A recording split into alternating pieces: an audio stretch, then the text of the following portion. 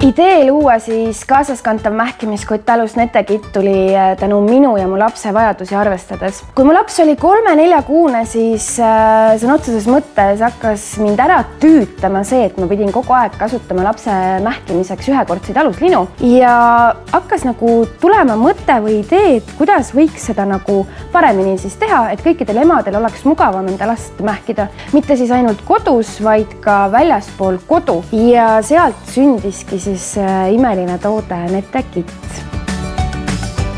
Hakkasime mõtlema, kuidas see võiks siis välja näha ja said siis esimesed prototüübid ka valmis tehtud, aga sellest teadsid ainult mu lähedased. Peale seda, kuna ma tõesti ei tea mitte midagi äri ajamisest või äriplaanist, siis ma läksin sellisele koolitusele nagu EAS-i alustava ettevõtte algbaaskoolitus, kus ma saingi siis enda äriplaani valmis ja sealt ma sain siis ka brošüüri osalemiseks ajujahil. Ma küsisin nõu ka enda koolitajalt Elmo Puidetilt, kes ütles, et see oleks väga hea väljund, kuhu minna, et leida siis näiteks enda ettevõttele mentor, miks mitte investor. Peale ajujahti võttis minuga ühendust SEB Pank ja pakkus mulle võimalust osaleda projektis 100 ettevõtjaks. Kohtumine Kristo Krummi ehk mu mentoriga on toimunud ning meie plaan 100 ettevõtjaks projekti raames on paigas.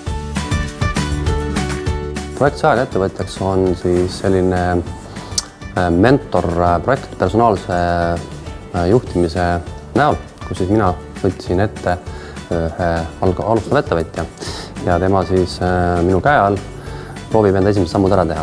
Et ta on nii kaua jõudnud, tal on toode olemas, tal on idee olemas. Esimesed sammud on juba astutud ja mina siis aitan tal siis tõesti 100-ga jõuda siis kuhugi välja. Ma ootan seda projekti väga, ma ootan seda 100 päeva väga. Ma tean, et mul on väga pikk ja raske töö ees, aga ma olen selleks valmis.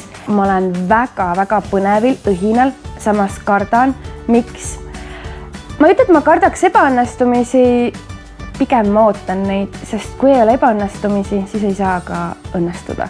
Ja me hakkame pidama siis videoblogi, mida te hakkate siis iga nädalaselt ka ise oma silmaga nägema ja seal kõiges kajastuvad ka minu tegemised seoses siis sellega, et ettevõte edukaks saaks.